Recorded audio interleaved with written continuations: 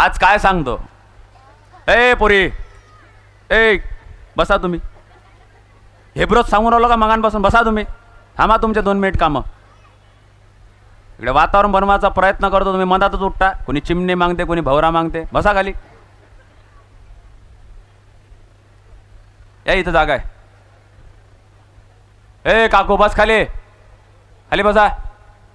चला बोला भारत माता की, भारत माता की. 5 मिनिटात आपल्या सर्वांना त्या वास्तववादी देवाचं दर्शन दाखवतो.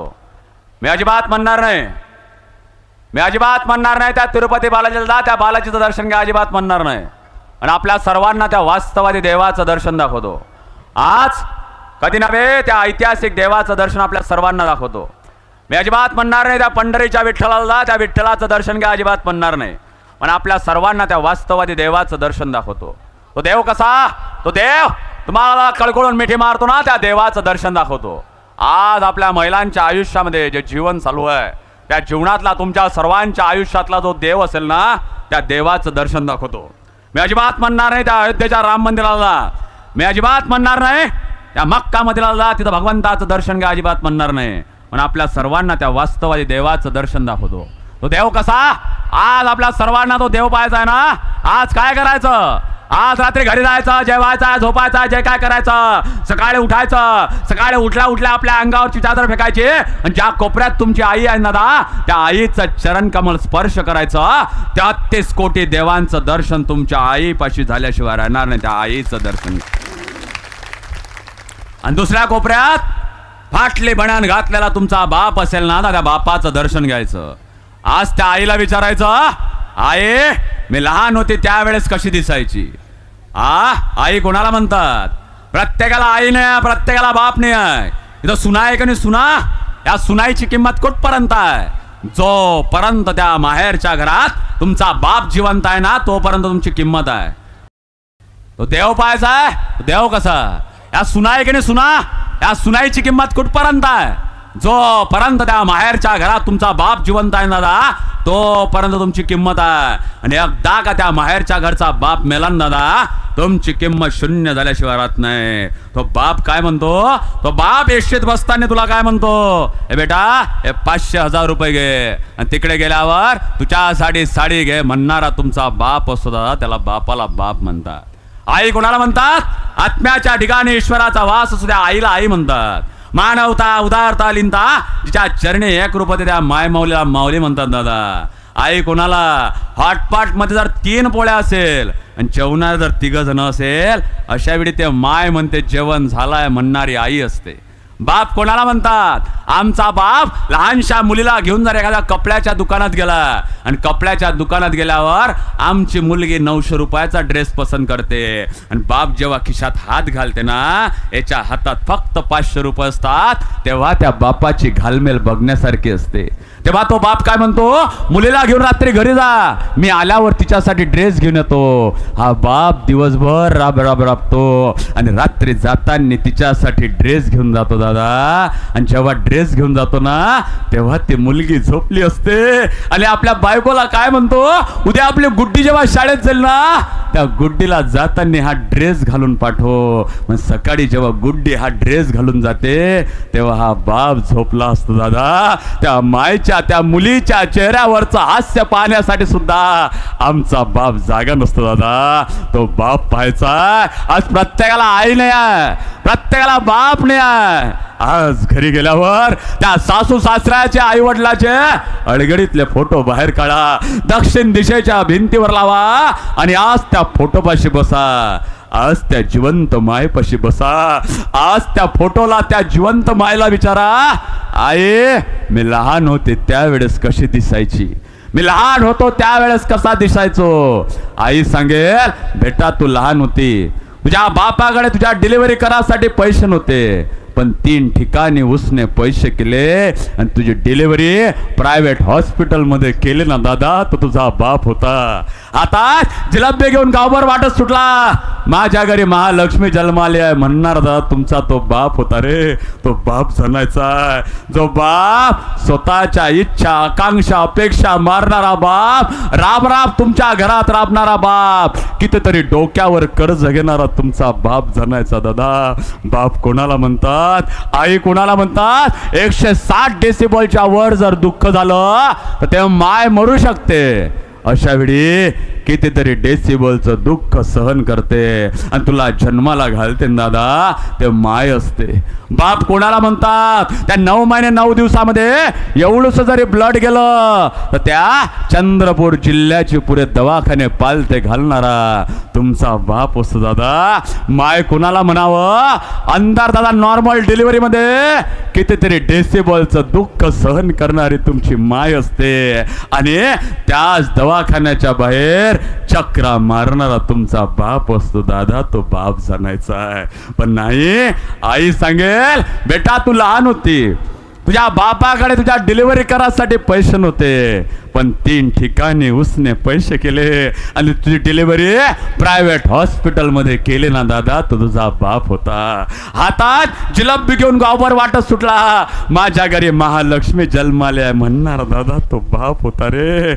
आई म्हणते सर्वांच्या मुलीकडे मोबाईल आहे, सर्वांच्या मुलाकडे मोबाईल आहे, आपल्या मुलीकडे मुलाकडे मोबाईल नाही. असं म्हटल्यावर जेवताना तो बाप घास सुद्धा आत गिळत नाही हो, पण सोपान कनेरकर सारख्या माणसाकडे जाऊन 20,000 रुपयाची भीक मागणार दादा. तुमचा बाप असतो दादा. तो बाप जाणायचा. बाप कोणाला म्हणतात? अरे तो बाप स्वतःच रक्त विकतो, स्वतःच्या अंगावर दिवाळीला फाटले कपडे घालतो, पण तुझ्या अंगावर दादा न भरजरीत कपडे घालतो तो बाप असतो. तुमच्या अंगावरचे कपडे, तुमच्या अंगावरचे कपडे पाण्यात धुतले नाही रे, तुमच्या अंगावरचे कपडे तुमच्या माय बापाच्या घामात धुतल्या. एवढं मात्र विसरू नका. आज आपल्या मोबाईलचे सिम बाहेर काढा, त्या सिमच्या सॉकेट चेक करा, त्या सिमच्या सॉकेटच्या माग सॉकेट दिसणार नाही. तुमच्या माय बापाचं रक्त त्या सिमच्या सॉकेटला लागला. एवढं मात्र विसरू नका. अरे तो बाप जाणायचा जोपर्यंत बाप घरात असतं तोपर्यंत ते घर दणदण करतं. एकदा का तुमच्या घरचा बाप मेला ना ते घर सुन सुन झाल्याशिवाय राहत नाही. जोपर्यंत बापाची कोल्हापुरी घराच्या बाहेर असते तोपर्यंत घर दणदण करतं, पण एकदा का त्या घरची कोल्हापुरी गेली की ते घर सुन सुन झाल्याशिवाय राहत नाही. आज घरी गेल्यावर त्या माय बापाचा हात हातात घ्या, त्या बापाचा हात त्या मायचा हात हातात घ्या. मायच्या हातावरच्या बापाच्या हातावर रेषा पहा, त्या सासू सासऱ्याच्या हातावरच्या पायावरच्या रेषा पहा, पण तुम्ही आज त्या रेषा पाहत नाही.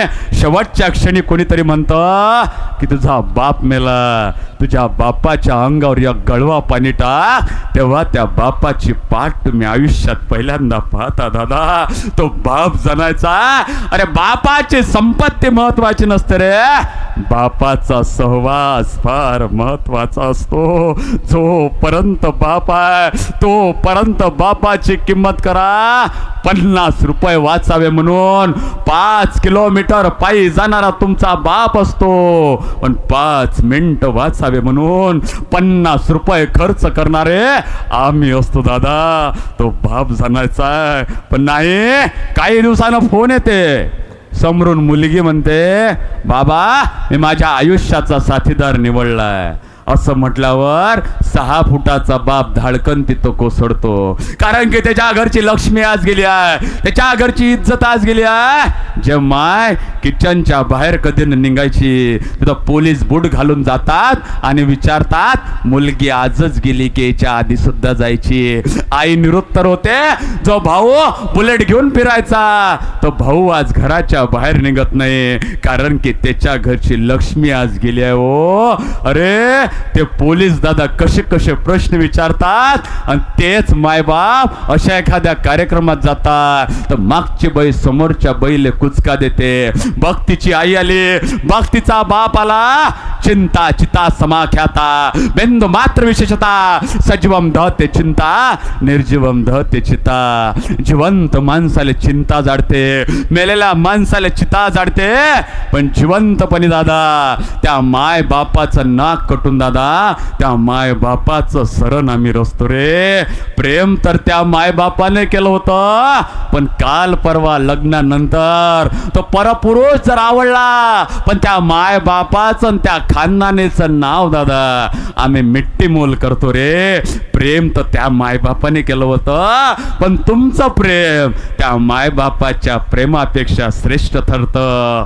काल परवा कॅफेड्यामध्ये किती कॉफी पेले, त्या पोरासोबत त्या प्रियकरासोबत किती हॉटेलिंग केलं, पण त्या कॅफे डेच्या कॉफीची किंमत त्या मायच्या स्तनातल्या दुधाला येत नाही दादा. त्याच्यामुळं त्या माय बाप जनाच्या आम्ही कोणाच्या तरी घरची सून काय होतो, कोणाच्या तरी घरची सासू काय होतो, आणि त्या घरात गेल्यावर त्या घरचे सासू सासरे आई वडील अडगडीच्या रूम मध्ये टाकतो, वृद्धाश्रमात टाकतो.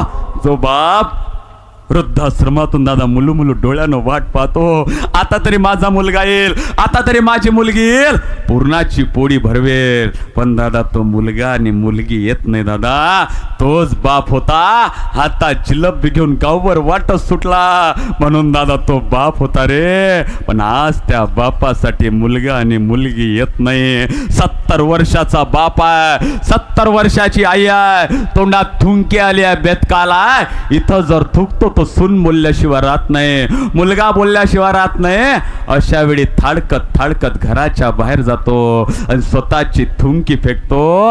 अशा वेळी किती सोना नाणं तुमच्या हातात असेल, पण सोन्या नाण्यानं भरलेला हात जर तुमच्या बापाच्या तोंडासमोर जात नसेल तर तुम्ही त्या माय बापाची संतान दादा होऊ शकत नाही हो. एका 2 व्हीलरवर 3 जण प्रवास करत आहे, आई आहे, बाप आहे, मुलगा आहे. भरधाव ट्रक समोरून येतो, गाडीचा ऍक्सिडेंट होतो. पाहतात तर काय घटनास्थळी नवरा मरण पाहतो आणि दुसरीकडे नजर फिरवावस्त का एकुलता एक मुलगा आहे, एकुलता एक मुलाच्या डोळ्यात त्या ट्रकचे काच जातात, अंध होऊन जातो. माय माऊली स्वतःच्या नवऱ्याला तिथं सोडते, स्वतःच्या मुलाला उचलते, हॉस्पिटलमध्ये नेते.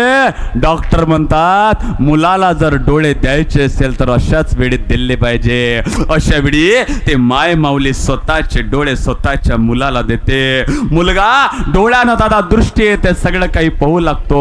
मुलगा लहानाचा मोठा होतो, 10वा वर्ग होतो, 12वी होतो, इंजिनियर होतो, मोठा सॉफ्टवेअर इंजिनियर होतो. सॉफ्टवेअर इंजिनियर झाल्यावर बाहेर देशातून नोकरीची ऑफर येते. मुलगा बाहेर देशात जातो. जाताना आईला म्हणतो, आई 3 महिन्याचा पगार झाला की तुला घ्यायला येतो. आई चातक पक्षासारखी स्वतःच्या मुलाची वाट पाहते. मुलगा 3 महिने झाला येत नाही. 1 वर्षानं मुलगा परदेशात तिकडे लग्न करतो. लग्न केल्यानंतर आईचं पत्र येते, बेटा तू आलं पाहिजे, आईचं पत्र येते, बेटा तू आलं पाहिजे. हा मुलगा एवढ्या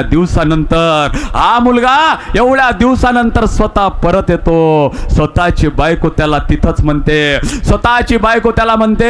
जर तुम्ही आज तिकडे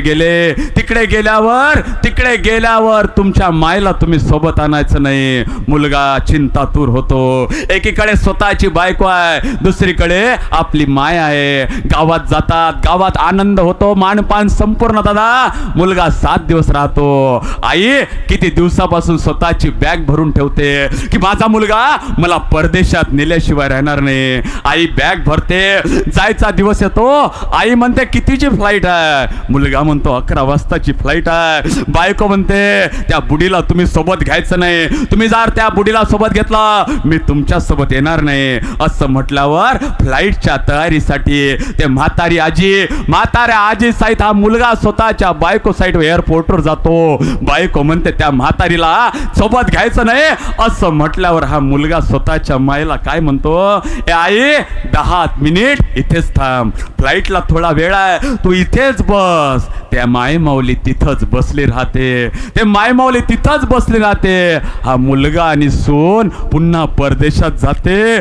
परदेशात गेल्यावर 1 तास 2 तास होते. आई रवी रवी रवी म्हणून आवाज देते, पण पुऱ्या एअरपोर्टवर रवी नसते. थोड्या वेळानं माहिती आईला पडते की आपला एकुलता एक मुलगा आपल्याला या अवस्थेत सोडून बाहेर देशात गेलाय. तेच मायमाऊली होती. स्वतःचे डोळे दिले, स्वतःचे भांडे घासून दादा पैसे दिले. आज तो मुलगा बेमान झालाय आणि आज ते माय अमरावती जिल्ह्यामध्ये असलेल्या वृद्धाश्रमात स्वतःचं शेवटचं आयुष्य व्यतीत करत आहे. पत्र स्वतःच्या मुलाच्या नावाने लिहिलाय आणि ते पत्र स्वतःच्या मुलाकडे केव्हा जाईल? जेव्हा हे आजी मरेल तेव्हा ते पत्र स्वतःच्या मुलाकडे जाईल दादा. अरे घरात कुत्रे पोचता का नाही कुत्रे? घरात कुत्रे पोचता का नाही कुत्रे?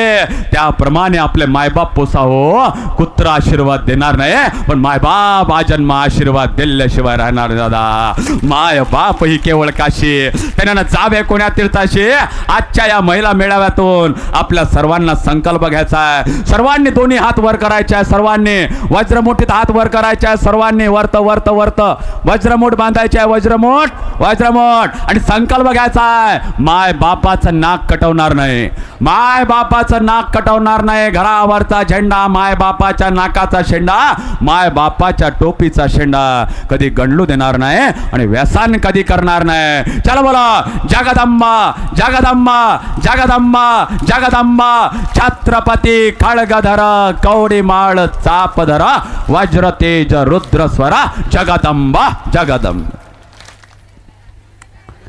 शिवरायांच्या नावानं घेतलेला संकल्प आहे. हा जर संकल्प महिला मंडळ तुम्ही तोडला, तुम्हाला शाप देतो म्हटलं. इथून 3 महिन्यात तोतल्यावान तुम्ही तोतल्या. आणि पुरुष वर्ग तुम्ही काय संकल्प तोडला, इथून 3 महिन्यात पॅरालिसिस मारण म्हटला. वाक वाक वाक वाक वाक वाक मारल्याशिवाय राहणार नाही. आपल्या सर्वांना शेवटचा मंत्र कोणता? पदर घे, पदर घे, घे पदर. हे याच हे ज्या ज्या बाईच्या डोक्यावर पदर दिसत नाही तिच्या डोक्यावर मारा. हे मारा. ओळणी घे, पदर घे.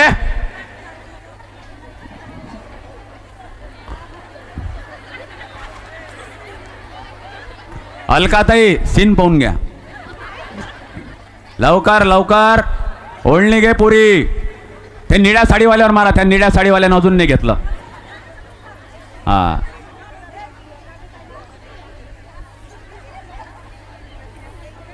फेटेवालेले हे आहे. ठीक आहे, असंच राहिलं पाहिजे. सुधीर भाऊ येईपर्यंत असंच राहिलं पाहिजे. हा ते लाल साडी वा तिकडे कोपऱ्यात घेतले. पदर घे. भारतीय संस्कृतीचा पहिला मंत्र पदर घे. पदरात घे. माय माऊलीचं विशाल तुमचं हृदय आहे, त्याच्यामुळे पदरात घे. पदर खोच. ए आजी ए पदर खोच. प्रियंका आणि अंकिता सारखे हत्याकांड आपल्यामध्ये होत आहे, त्याच्यामुळे पदर खोचला पाहिजे. आपल्या सर्वांना जाताना शेवटचा मंत्र तो कोणता? आज घरी गेल्यावर ते झोपता का नाही झोपता तिथं सगळ्यात वरत लिहायचं काय? मरा लागते.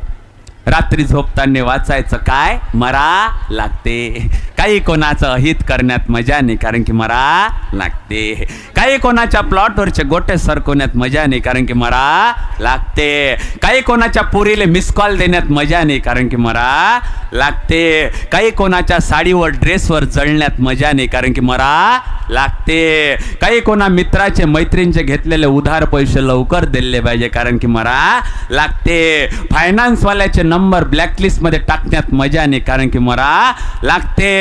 सोपान कनेरकडच्या इंस्टाग्राम अकाउंटवर जाऊन तिथं एका पोरीची कमेंट असते आणि हा तिथं खाली रिप्लाय देते, हाय रितिका जेवलीस का म्हणण्यात मजा नाही, कारण की मरा लागते.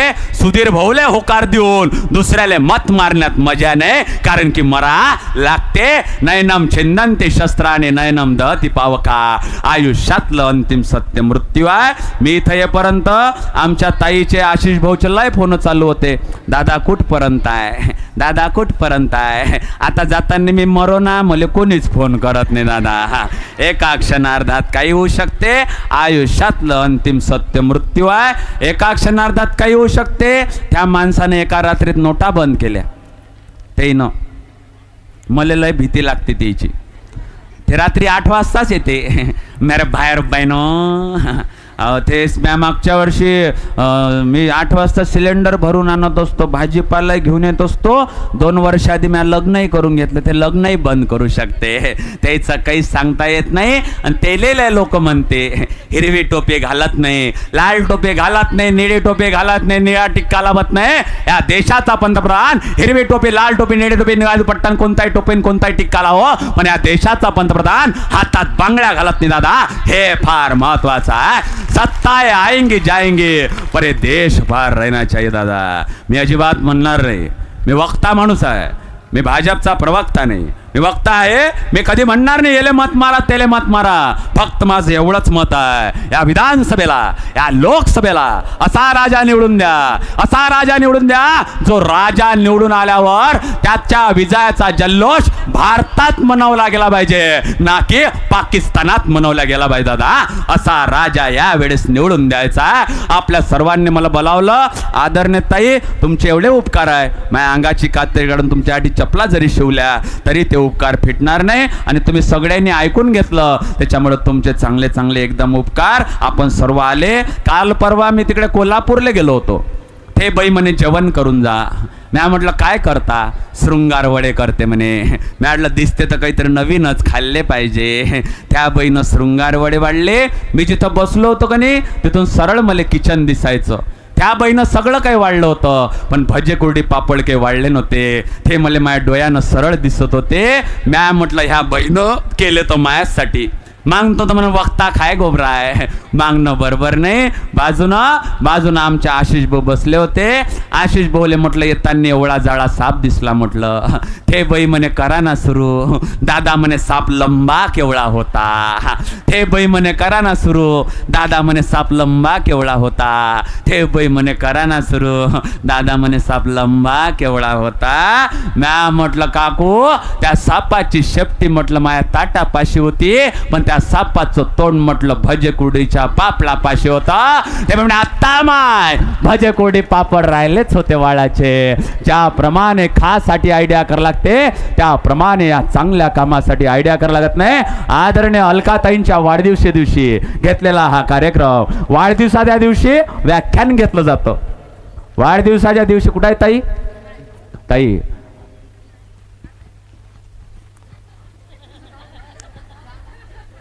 माझ्या स्वागत आले तर नव्हता आलता तुम्ही ठीक आहे